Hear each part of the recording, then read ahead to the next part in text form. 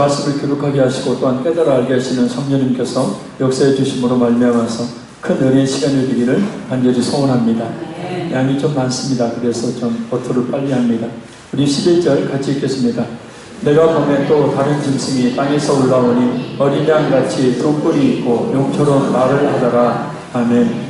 땅에서 올라온 짐승은 땅 위에서 역사하는 하나님과 하나님의 교회를 대적하는 악한 세력을 말합니다. 그 모습은 어린 양 같고 두 뿔이 있다고 합니다. 모양은 양인데 양이 아닙니다. 뭘까요? 예수님께서 마태복음 7장 15절에 이렇게 말씀합니다. 거짓 선지자들 삼가라. 양의 옷을 입고 너희에게 나오라. 속에는 노랗기라는 일이라. 아멘. 그래서 양의 옷을 입고 있는 자를 곧 거짓 선지자라고 이야기를 합니다. 거짓 선지자는 양의 모습을 하고 있어서 많은 사람들이 속습니다. 그래서 바르게 분별하는 능력이 우리 모두에게 필요한 겁니다. 근데 특징이 있습니다. 두 뿔을 가지고 있습니다. 여기서 두 뿔을 가진 어린 양은 다니엘 8장 3절을 배경으로 합니다. 내가 눈을 들어본 즉 강가에 두 뿔 가진 순양이 섰는데 그 두 뿔이 다 길었으며 그중 한 뿔은 다른 뿔보다 길었고 그 긴 것은 나중에 난 것이더라. 아멘. 그래서 두 뿔을 가진 순양은 당시 메대와 바사 곧 페르시아를 의미합니다. 헬라 제국에 의해서 멸망을 당했지만 당시 강력한 힘을 가진 제국을 말합니다. 두 뿔이 권세와 능력을 상징하듯이 이 메대와 바사와 같은 강력한 권세와 능력을 땅에서 올라온 짐승이 가지고 있다라는 뜻입니다. 그리고 이 두 뿔을 가진 짐승은 용처럼 말을 하는데 이것은 예수님의 복음을 증거하는 성령님을 모방하기 때문입니다. 그래서 사람들로 하여금 첫째 짐승을 경배하도록 말하는 그런 사역을 하는 것을 이야기합니다. 그럼 이 땅에서 올라온 둘째 짐승은 누구를 말하는 것인지 바로 거짓 선지자를 말합니다. 한번 따라합니다. 땅에서 올라온 짐승은 거짓 선지자를 말한다. 계시록 16장 13절과 19장 20절 말씀입니다. 또 내가 보매 개구리 같은 새 더러운 영이 용의 입과 짐승의 입과 거짓 선지자의 입에서 나오니 짐승이 잡히고 그 앞에서 표적을 행하던 거짓 선지자도 함께 잡혔으니 이는 짐승의 표를 받고 그의 우상에게 경비하던 자들 표적으로 미혹하던 자라. 이 둘이 산채로 유황불 붉은 못에 던져지고. 아멘. 예수님 마태복음 24장 24절 말씀입니다. 거짓 그리스도들과 거짓 선지자들이 일어나 큰 표적과 기사를 보여 할 수만 있으면 택하신 자들도 미혹하리라. 그리고 사도 바울의 데살로니가 후서 2장 9절에 10절 말씀입니다. 악한 자에 나타나면 사탄의 활동을 따라 모든 능력과 표적과 거짓 기적과 불의의 모든 속임으로 멸망하는 자들이 있으리니 이는 그들이 진리의 사랑을 받지 아니하여 구원함을 받지 못함이라. 아멘. 그래서 이 말씀들을 정확하게 보면 이 땅에서 올라온 둘째 짐승은 곧 거짓 선지자를 말하는 겁니다. 다시 말하지만 어떤 사람이 기적을 일으킨다고 해도 속지 말아야 합니다. 오히려 기적과 표적을 기록하고 있는 복음서 후반에 기록된 성경들을 보면 거짓 선지자에게 표적과 기사가 일어난다고 말씀하고 있지 사도들과 제자들에게 믿음의 성도들에게 표적과 기사가 일어난다고 말씀하고 있지 않습니다. 그러니 속지 말아야 합니다. 잘 분별해야 합니다. 어떤 것이 옳고 그른지 말입니다. 표적과 기사란 복음을 증거하기 위해서 복음을 증거하기 위한 수단으로 표적과 기적을 일으키게 하신 것이지 성경이 완성된 즈음에는 표적과 기사가 사라져버립니다. 왜요? 말씀을 통해서도 얼마든지 영원권 역사가 일어나기 때문입니다. 그래서 우리는 지금의 현 시대를 바라보면서 어떤 사람이 거짓 선지자인지 참 선지자인지를 바르게 분별할 수 있는 지혜가 있어야 합니다. 양의 모습을 가지고 있으니까 착하고 선하고 사랑이 많은 목회자다. 근데 그게 전부가 아니라는 거예요. 그래서 어떤 선지자가 거짓 선지자인지 참 선지자인지 분별할 수 있는 그런 지혜와 능력은 여러분 자신에게 있어야 합니다. 그것이 없으면 안 되죠. 자, 우리 12절 말씀 같이 읽겠습니다. 그가 먼저 나온 짐승의 모든 권세를 그 앞에서 행하고 땅과 땅에 사는 자들을 처음 짐승에게 경비한 곧 죽게 되었던 상처가 나은 자니라. 아멘. 이 말씀은 둘째 짐승, 땅에서 올라온 둘째 짐승의 사역에 대한 말씀입니다. 여기서 먼저 나온 짐승은 1절에서 10절에 첫째 짐승을 말합니다. 이 둘째 짐승은 죽게 되었던 상체가 낳은 첫째 짐승을 대신해서 그의 모든 권세를 행사합니다. 이 권세는 땅과 땅에 있는 사람들로 하여금 처음 짐승에게 경배하게 하는 것을 말합니다. 8절에 의하면 이미 이 땅에 사는 자들은 모두 첫째 짐승에게 경배하도록 되어 있습니다. 불신자들 말입니다. 근데 이 둘째 짐승은 이를 더욱 촉진하는 역할을 합니다. 당시 로마의 황제 숭배를 주도하는 역할을 했던 이교적 제사장들, 곧 거짓 선지자를 말합니다. 지금의 거짓 선지자들은 결국 사탄을 경배하도록 사람들을 현혹하고 있는 겁니다. 자, 어떻게 현혹할까요? 13절 읽겠습니다. 큰 이적을 행하되 심지어 사람들 앞에서 불이 하늘로부터 땅에 내려오게 하고. 아멘. 이 둘째 짐승은 큰 이적을 행합니다. 이 거짓 선지자가 말입니다. 여기서 큰 이적은 하나님의 백성을 미혹하게 하고 도전하기 위해서 사탄에 의해서 이루어지는 기적을 말합니다. 얼마든지 사탄이 기적을 일으킬 수 있다는 뜻이에요. 어떤 이적입니까? 바로 사람들 앞에서 불을 하늘로부터 땅으로 내리게 하는 능력을 행사합니다. 이 능력은 11장 4절에서 입에서 불을 내어 대적하는 자들 소멸하게 했던 두 증인의 능력과 대비되는 겁니다. 그래서 하나님께로부터 주어진 강력한 능력을 가진 교회 공동체에 대항하는 강력한 힘을 말합니다. 그러니까 하나님께서 그 권세를 행하도록 하나님께서 허락하신 것을 이야기해요. 자, 우리 14절 봅니다. 짐승 앞에서 받은 바 이적을 행함으로 땅에 거하는 자들을 유혹하며 땅에 거하는 자들에게 이르기를 칼에 상하였다가 살아난 짐승을 위하여 우상을 만들라 하더라. 아멘. 여기서 땅에 거하는 자들은 그 이름의 생명책에 기록되지 않은 자들로 하나님의 택하심을 받지 못한 예수를 믿지 않는 사람들을 말합니다.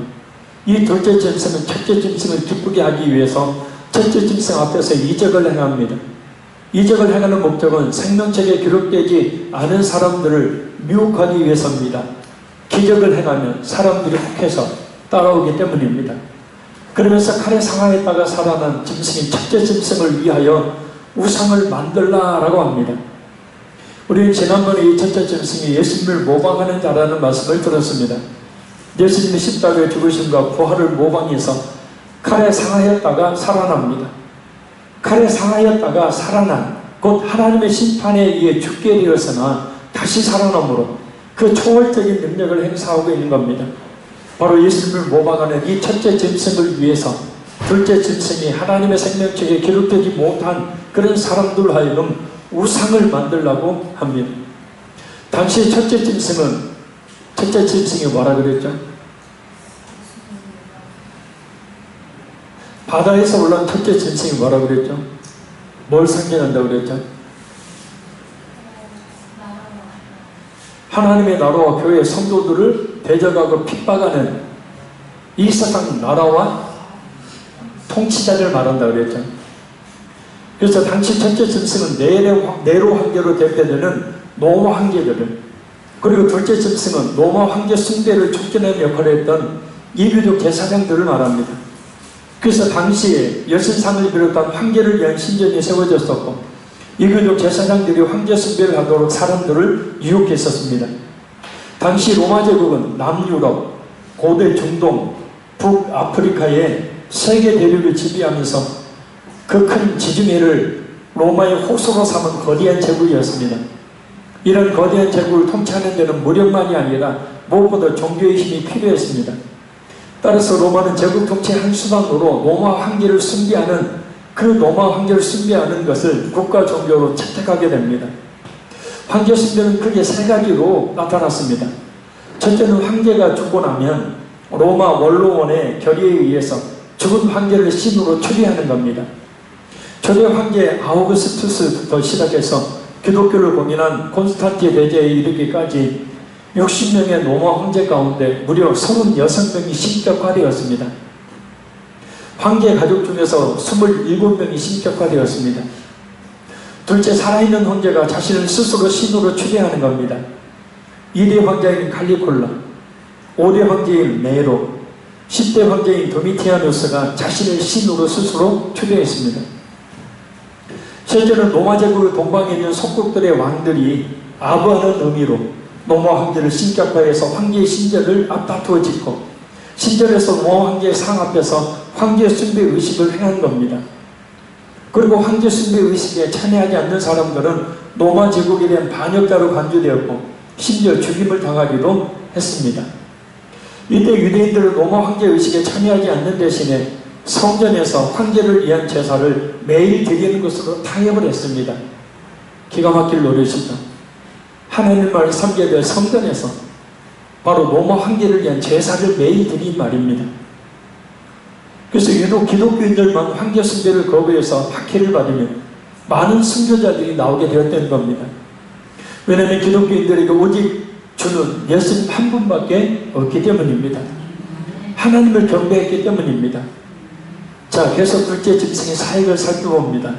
자, 우리 15절 말씀 읽겠습니다. 그가 권세를 받아 그 짐승의 우상에게 생기를 주어 그 짐승의 우상에 말하게 하고 또 짐승의 우상에게 경배하지 아니하는 자는 몇이든지 다 죽이게 하더라. 아멘. 둘째 짐승이 권세를 받는데 이 권세라는 단어는 원래 원어에서는 사용되지 않는 단어입니다. 그럼에도 불구하고 권세를 받았다라고 했는데 이 말을 직역하면 우상에게 생기를 주는 것이 그에게 주어졌다라는 뜻입니다. 특별히 주어졌다는 것은 신적 수동형 동사입니다. 그래서 둘째 짐승인 이 거짓 선지자가 표면적으로는 첫째 짐승인 로마 황제, 그 세상 권세와 세상 나라, 그 권세를 받은 것처럼 보이지만 실상은 하나님께로부터 그 활동의 허용과 제한을 동시에 받고 있다는 사실을 이 단어가 말해줍니다. 그러니까 사탄이 아무리 거짓 선지자가 아무리 기세등등하게 행세를 해도 그 모든 것은 하나님의 허용 범위 안에서 이루어진다는 겁니다. 하나님의 제한 아래서 이루어지게 된다는 겁니다. 갈수록 거짓 선지자들이 이 땅에서 올라온 짐승인 둘째 짐승 거짓 선지자들이 많아지는 것은 그 거짓 선지자들을 따르게 하나님의 허용하심을 통해서 예수 믿는 사람과 믿지 않는 사람들을 확연히 지금 킥이라고 계시는 거예요. 구분하고 계시는 거예요. 그래 정신 바짝 차려 하는 겁니다. 아멘. 그냥 단순히 이단에 빠지는데 단순히 신천지에 가서 성경 공부하는 끝나는 게 아니라니까요.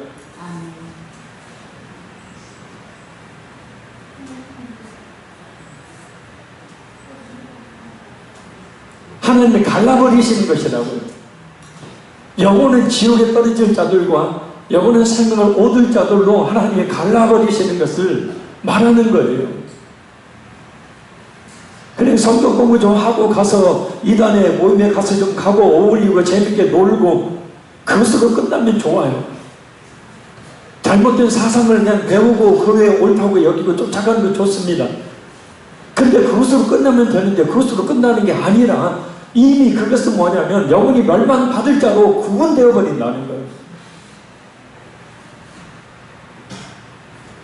근데 특이한 것은 권세를 받은 둘째 짐승이 이사야 44장 9절과 18절에서 19절 말씀처럼 움직이도 못하고 말도 못하는 우상에게 생기를 줘 말하게 한다는 뜻입니다. 이것은 사도행전 2장의 오순절 사건에서 성령을 부으심이나 요한복음 16장 13절에 16절에서 다른 보혜사인 성령을 보내 성도들 임하셔서 역사하시는 사역을 모방한 겁니다. 요한복음을 보면 성령의 가장 큰 역할은 예수 그리스도의 복음을 증거하는 겁니다.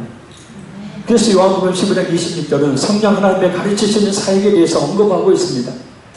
성령님의 제자들에게 임하신 것은 그들을 통해서 그리스도를 세상에 전하시기 위함이에요. 또한 요한복음 14장 16절, 16장 17절을 보면 예수님의 사역이 성령에 의해서 지속되고 복음의 보존과 전파를 위해 성령은 그의 제자들을 위로하고 변호하며 중재하실 분이라는 겁니다. 결국 이 둘째 짐승은 성령님이 예수를 증거하는 것처럼 이 땅의 사람들이 첫째 짐승을 경배하도록 조장하고 짐승의 우상에게 경배하지 않는 자는 다 죽이는 일을 하는 겁니다. 그래서 당시 황제 숭배를 거부했던 많은 기독교인들이 순교의 제물이 되어 죽어갔던 겁니다. 그래서 이거 아십니까? 로마 캐톨릭에 의해서 7천만 명 이상의 기독교인들이 죽임을 당했다는 것을 말입니다.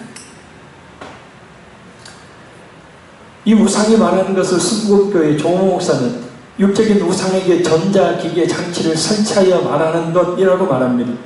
참 가슴 아픈 일이죠. 어떻게든 말도 되지 않는 것을 수십만의 성도들에게 가르치는 문제. 신천지에서는 거짓 목자에게 말을 주어 교육하게 하는 것이라고 말합니다. 그러니까 기존에 바른 신학을 하고 바른 복음을 증거하는 정통교회 목회자들에게 사탄이 거짓 것을 주어서 성도들에게 가르치게 한다는 거예요. 그러니까 그들의 말이 옳다라고 여기면 제가 지금 여러분에게 거짓 것을 가르치고 있는 것과 같은 거예요. 이런 신천지의 교회는 반대로 정통교회 목회자가 아닌 자신들이 하고 있는 짓을 정확하게 말하고 있다는 것입니다. 잘 분별하십시오. 자, 그러면 666표가 어떤 것인지 그 의미가 무엇인지 다시 한번 정립합니다. 자, 우리 16절 말씀 읽겠습니다. 그가 모든 자, 곧 작은 자나 큰 자나 부자나 가난한 자나 자유인이나 종들에게 그 오른손이나 이마에 표를 받게 하고. 아멘. 여기서 작은 자나 큰 자나 부자나 가난한 자나 자유인이나 종들은 각 사회계층의 양극단을 말합니다. 앞에 설명하고 있듯이 모든 자를 말합니다.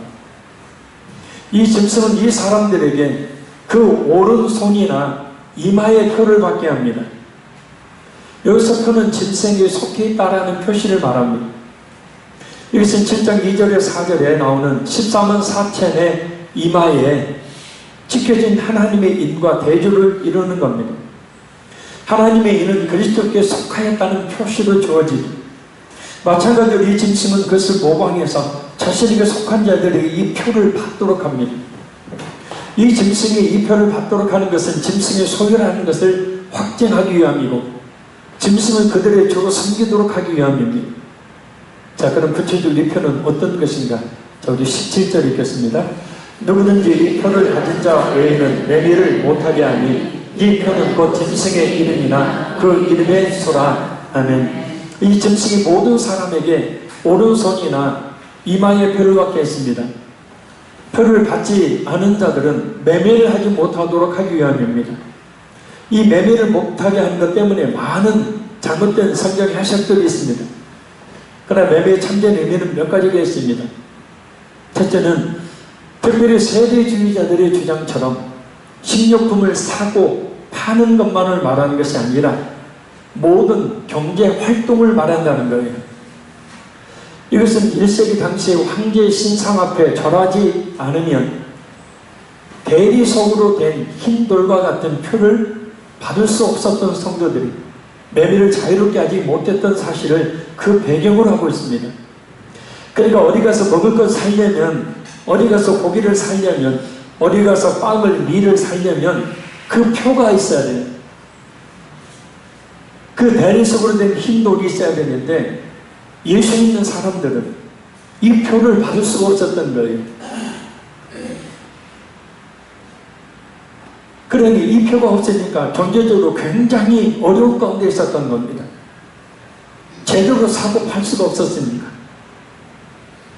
그래서 계시록 2장 3절의 서머나 교회나 3장 8절의 빌라델비아 교회 등이 경제적으로 매우 어려운 상황에 놓여 있었던 겁니다. 둘째는 단순히 문자적인 경제 행위에 대한 금지만을 의미하는 것이 아닙니다. 기독교 경제의 기본은 나눔이죠. 서로의 피해를 채워주는 정신으로 하는 신앙적인 매매의 삶을 살 수 없도록 박해하는 것을 말합니다. 초대교회 가운데 하나의 특징이 뭐였습니까? 교회 안에 유무상통의 나눔이 있었죠. 부자들은 자신의 재산을 팔아서 가난한 성도들에게 나눠줬습니다. 이와 같은 유무상통의 그런 나눔들을 아예 하지 못하도록 박해했던 거예요. 그래서 그 사람들의 재산을 빼앗아버렸던 것이고, 그래서 매매 활동이라는 것은 바로 그것을 의미합니다. 또 한 가지 세 번째는 18장 13절의 말씀처럼 사탄이 매매의 물품으로 사람의 영혼까지 거래함으로 그리스도인들의 신앙을 잃게 만든 것을 말합니다. 우리 18장 13절 한번 읽겠습니다. 18장 13절 저희가 계피와 향료와 향과 향료와 유황, 포도주와 감람류, 고운 밀가루와 미리오, 소와 양과 말과 수레와 종들과 사람의 영혼들이라. 아멘. 사람의 영혼들이라. 그러니까 당시에는 사람들을 주고 돈 주고 사고 팔았죠. 쉽게 말하면 전도하지 못하도록 한 겁니다. 왜냐하면 전도는 구속이기 때문입니다. 구속이란 노예 몸값을 지불하고 그 노예를 사서 자유하게 하는 것을 말합니다. 그래서 이 구속의 뜻은 구속적인 매매의 의미가 있어요. 왜요? 노예의 몸값으로 예수님의 십자가에 피하는 엄청난 대가를 지불하고 그 영혼을 사서 하나님의 자녀 삼으시는 놀라운 하나님의 역사하심이기 때문입니다. 그래서 매매를 금지하는 것은 구속자에게 매매를 하지 못하도록, 복음을 증거해서 그 영혼을 사서 자유하지 못하도록 막는 활동을 이야기하는 거예요. 재작년인가 서울에서 박원순 시장이 전도하지 못하는 법을 조례로 통과하려고 했었죠. 근데 기독교인들이 막 일어나서 결사반대를 했습니다. 종교는 서로 강요하는 것이 아니니까 서로 종교를 강요하는 행위를 하지 않도록 법으로 정하자는 거예요. 그렇게 되면 전도하면 뭡니까? 벌금을 물거나 징역을 살아야 되는 거예요. 또 강단에서 제가 여러분 복음을 챙겨서 주간의 영혼을 살려야 됩니다 라고 하면 역시 걸리는 거죠, 법에. 아마 얼마 지나지 않아서 법이 통과될 수도 있습니다. 그렇게 되면 아예 이제 공식적으로는 전도 못하는 거죠. 정리하면 성도들이 신앙을 지키기 위해서 이 땅에서 경제적인 손해와 어려움을 당하게 된다는 겁니다. 어떤 경제적인 핍박이 있을 것은 분명하지만 하나님께서 자신의 백성을 인칠 때 어떤 외형적인 표나 드러난 것으로 하지 않으신 것처럼 사탄의 인침도 어떤 외형적으로 볼 수 있는 표가 아니라 영적인 차원에서 이해해야 된다는 거예요. 하나님께서 우리를 하나님의 백성으로 이마에 인을 치실 때 그 이마에 도장이 박힙니까?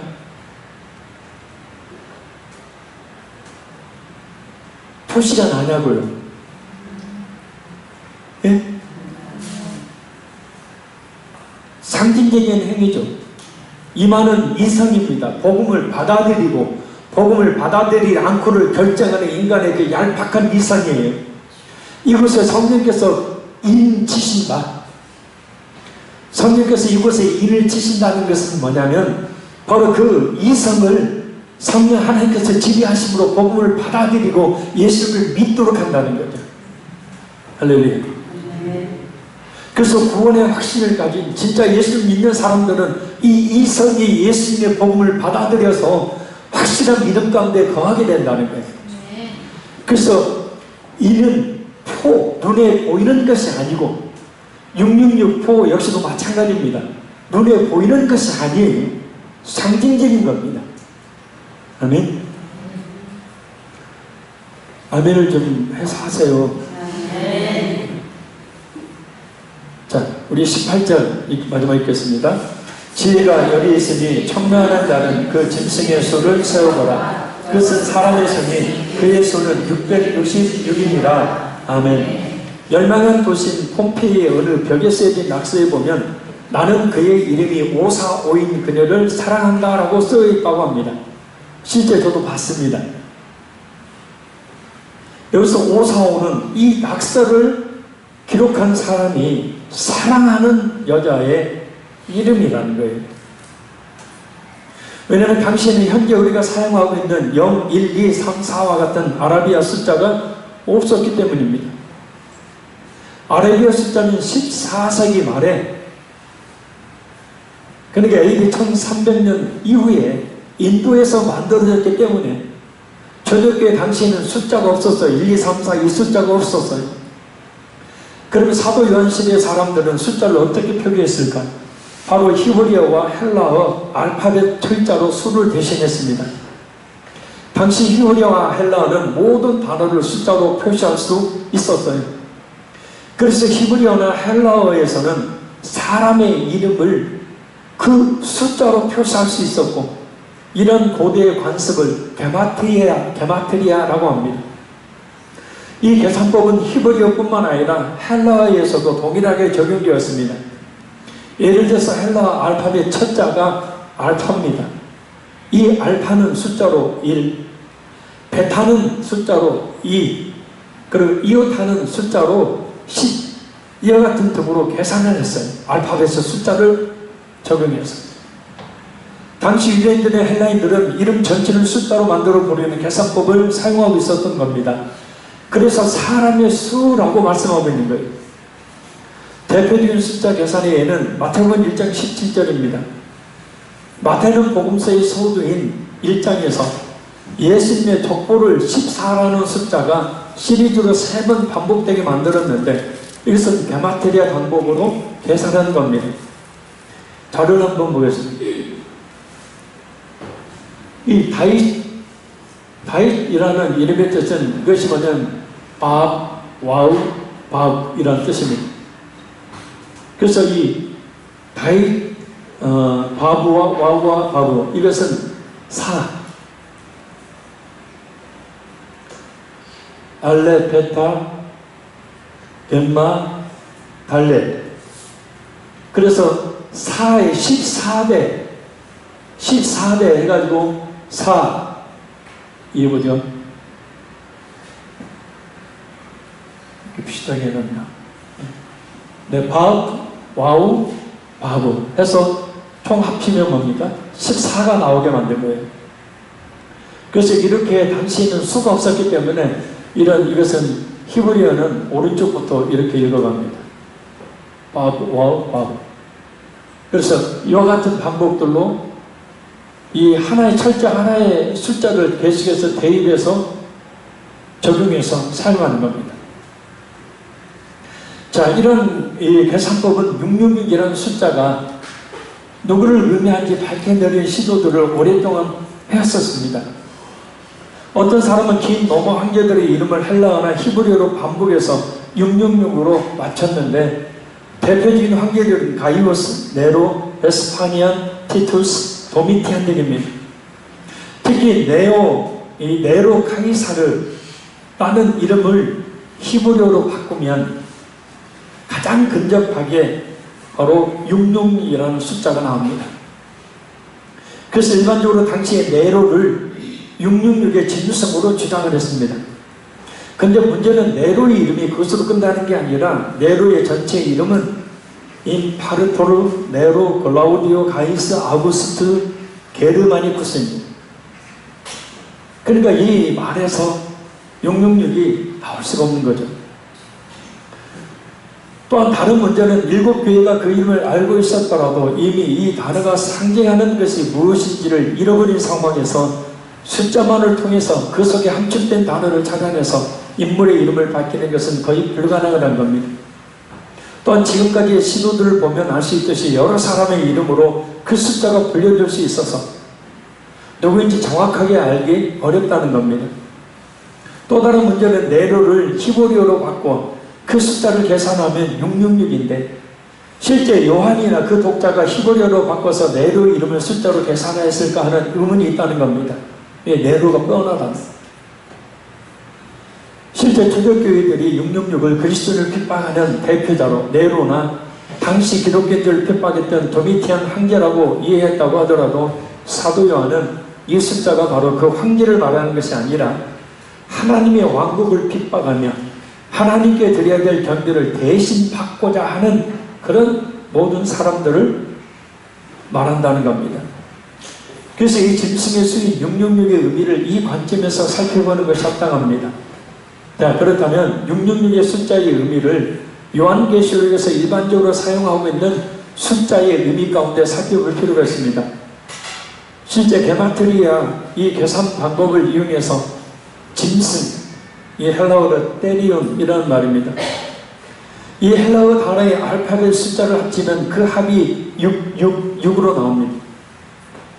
그래서 실제로 있었던 어떤 인물을 가리킬 가능성도 있지만 사도 요한은 이 숫자를 이중적으로 사용하고 있어서 누구를 가리켰는지 정확히 할 수 없다는 거예요. 왜요? 짐승이 바로 이 헬라어 단어로 바로 666이 나오는 숫자이기 때문에, 그러니까 땅에서 올라온 짐승이든 또 바다에서 올라온 짐승이든 하나님의 교회와 성도들을 데려가고 핍박하는 그런 세력들, 그런 사람들이 곧 뭐냐면 짐승이고, 그런 사람들이 곧 뭐냐면 666이다. 666은 다시 이야기하지만 당시에 뭐 네로를 가리켰다라는 그런 이야기도 있지만 정확하게 누구를 가리켰는지는 알 수 없습니다. 많은 사람들이 교황이다, 히틀러다, 심지어 종교개혁자는 루터나 존 악스까지 말한 사람들이 있지만 구체적으로 누구를 가리킨가를 보다는 이 짐승이라는 사람의 숫자가 무엇을 의미하는지 관심을 가져. 666은 완전한 숫자인 7. 그래서 결국 미치지 못하는 불완전한 짐승의 수를 말해. 7에 하나 모자란 6. 6은 영원히 불완전해요. 영원히 7에 도달할 수 없어요. 근데 이것이 3번 반복됩니다. 6, 6, 6. 3은 뭐죠? 3일째 하나님의 수입니다. 그래서 이 짐승은 하나님의 완전하신 3일째 하나님의 그 완전함을 모방해서 자신도 완전하다는 것을 의미하는 그런 숫자에 자신을 대입하는 것. 그러나 자신이 아무리 그렇게 666이라는 숫자로 777이라는 3위 하나님의 숫자에 대입하려고도 하나가 영원토록 모자라는 수, 완전히 줄 수 없는 완전한 사탄의 부하라는 것을 이야기합니다. 그래서 뭐라고 합니까? 이 숫자를 이해하기 위해서 총명 있는 지혜와 지각이 필요하다라고 말씀하고 있습니다. 그 단순히 666이 누구를 가리킨 것보다는 이 숫자가 내포하고 있는 신학적인 의미를 이해하는 것이 더 중요하고, 이를 위해서 지혜가 필요하다는 거예요. 신천지 이만희가 성경을 어떻게 꿰맞춥니까? 혼자. 그러니까 신학을 제대로 하지 않으면 성경을 어떻게 해석해야 될지를 몰라요. 그러니 눈 감고 기도하고 생각나는 대로 마귀가 또 헛된 지혜를 주기 때문에 그 지혜로 말미암아서 헛된 성경 꿰맞추기를 엉터리로 저렇게 해놓는데, 지혜와 지식이 총명이 없는 수많은 사람들이 그 신천지의 논리에, 그 노란함에 같이 춤을 추고 있는 겁니다. 짐승은 우상하게 말하게 하고 표를 받지 못한 자에게 매매하지 못하게 합니다. 이 짐승은 사탄이 무저병에 결박되어 활동할 수 없게 되어서 그를 대신해 성도들을 박해하고 죽이는 사탄의 부하입니다. 야, 이 짐승 누구라고요? 교회와 성도들을 박해하고 죽이는 사탄의 부하. 사탄을 대신해서 박해하는 이 짐승은 666으로 실제 누군지에 대해 일체된 확실은 없지만 분명한 것은 다시 이야기합니다. 하나님을 믿는 교회와 성도들을 박해하는 사탄의 계승자, 결국 영원한 유황불에 던져질 존재입니다. 인터넷 동영상을 보니까 우리나라에서 최고로 재미있는 부흥사인 장모 목사님이 CTS 방송에 나와서 이 666에 대해서 가르치는 것을 들었는데 엉망진창이었습니다. 많은 성도들이 재미있게 그 자리에서 아멘하고 그 엉망으로 가르치는 요한계시록을 이 666의 의미가 무엇인지도 모르고 가르치는 그것을 듣고 박수를 쳤으니 기가 잘 노리셨습니다. 또한 666을 정통교회 목사님들도 잘 들으십시오.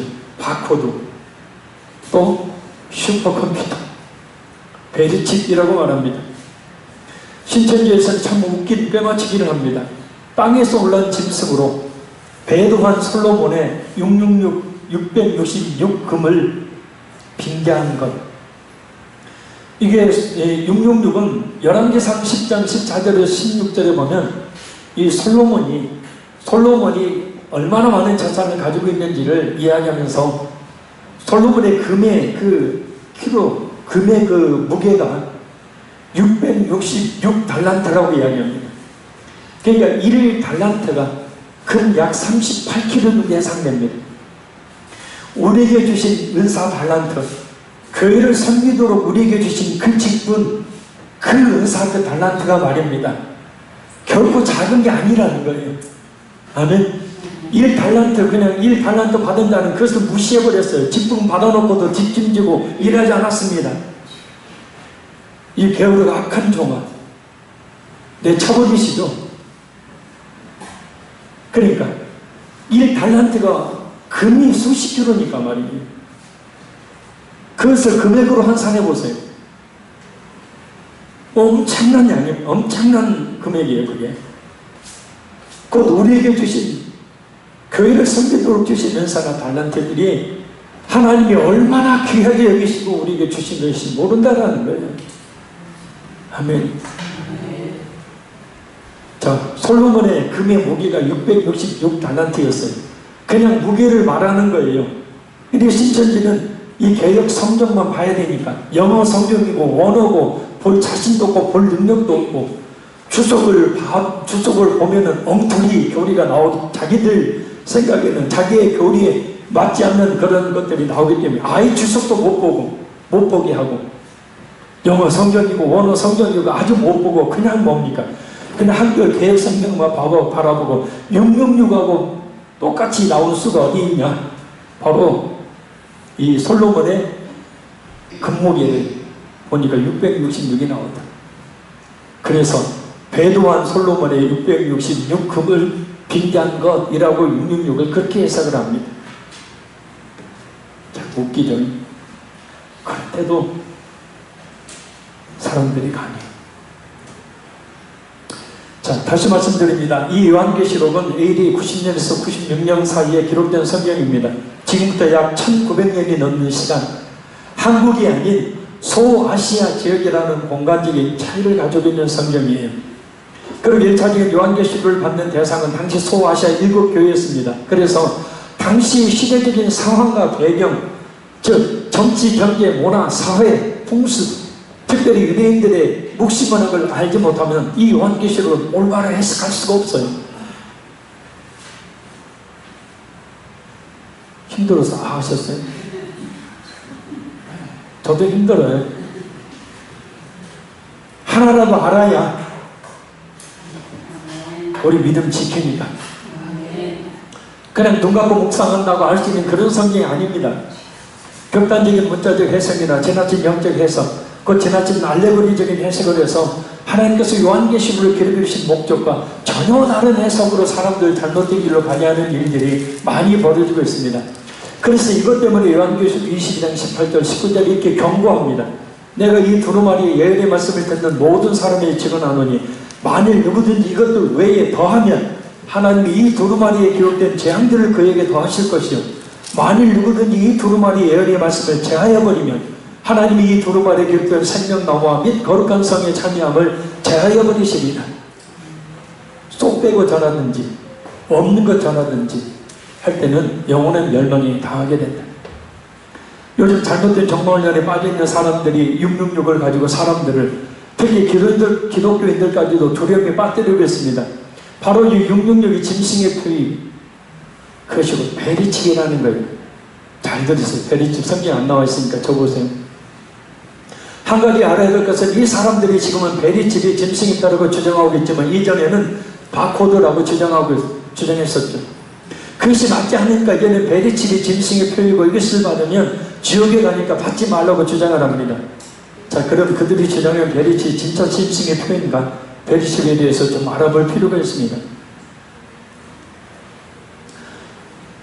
이 베리칩이라는 것은 사람의 몸에 투여하는 손톱보다 작은 마이크로칩을 이야기합니다. 그래서 베리피케이션 플러스 칩의 합성어입니다.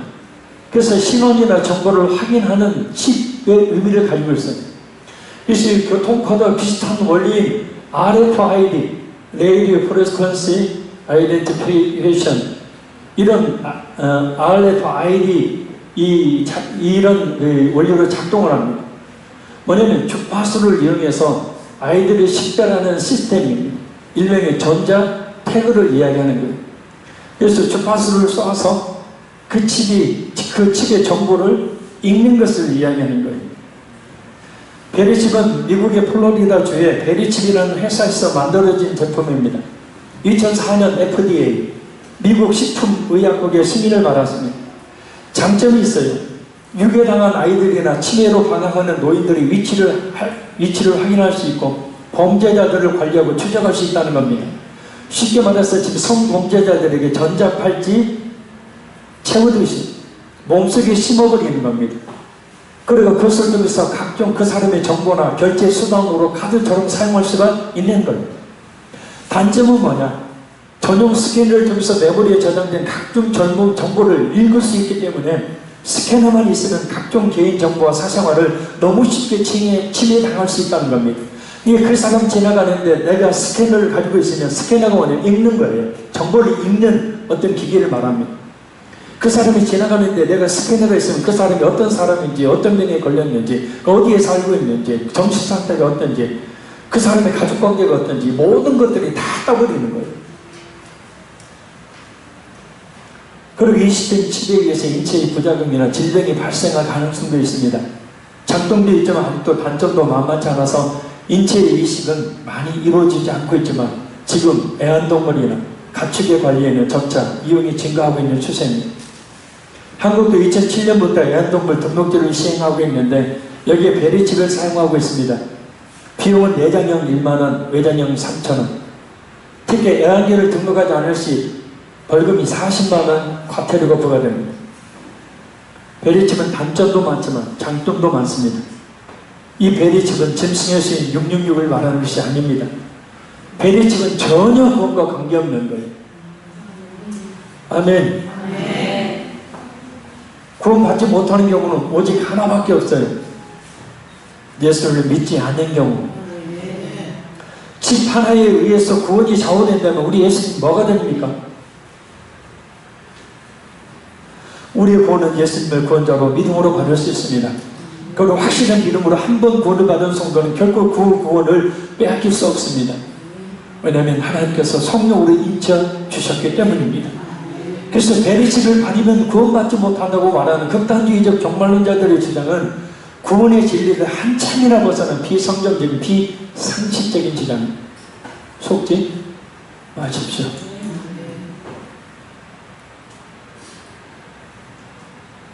결론 좀 말씀드립니다.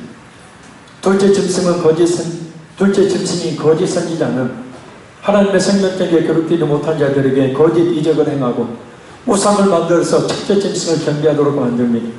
지금도 많은 거짓 선지자들이 이적을 행하며 활동하고 있으니 속지 말아야 합니다. 짐승의 편은 사람이 섭니다. 바코드나 슈퍼컴퓨터나 그리고 특히 베리칩을 말하는 것이 아닙니다. 어느 특정 인물을 가리키는 것이 아닙니다. 영원히 구원에 이르지 못하는 영원한 지옥물에 던져질 짐승 곧 하나님의 교회와 성도들 대적하는 사탄의 추종자들을 말합니다. 우리의 구원은 우리 예수님을 믿는 믿음으로 말미암아 받습니다. 성령께서 인쳐 주셨어요. 그런데 어떤 거짓 선지자의 소리에도 귀를 기울이지 말고 제발 여러분 설교 좀 잘 들으시고 성경을 많이 읽고 묵상하셔서 그런 소리들을 분별하고 자신의 믿음을 지키고 주님께서 원하시는 그런 삶을 살아갈 수 있기를 바랍니다. 지금 우리는 그 시대에 살고 있으니 믿음을 지키고 지키지 않고는 여러분 자신의 능력에 달려있는 겁니다. 기도하겠습니다. 살아계신 하나님 감사합니다. 이 시간에도 요한계시록에 땅에서 올라온 둘째 짐승인 거짓 선지자가 어떻게 역사를 하는지 짐승의 수인 666포를 받은 사람의 눈으로 볼 수 있는 것이 아닌 상징적인 666이라는 짐승의 수를 받은 곧 하나님의 교회와 성도들 대적하고 핍박하는 그런 마귀의 하수인 노릇하고 있는 자들이 이 세상에 많습니다. 주님 그들과 영적 삶에 승리할 수 있는 은혜가 있게 도와주시고 무엇보다도 그들의 유혹에 미혹되지 않게 도와주시며 하나님의 말씀에 바로 서서 바른 분별력 가지고 바른 예수 그리스도를 믿는 믿음 얻어서 우리 자신의 믿음을 끝까지 우리 주님 앞에 서는 그날까지 지켜나갈 수 있도록 주님 함께하여 주옵소서. 이 싸움이여 예수님 이름으로 기도합나이다. 아멘. 기도하겠습니다.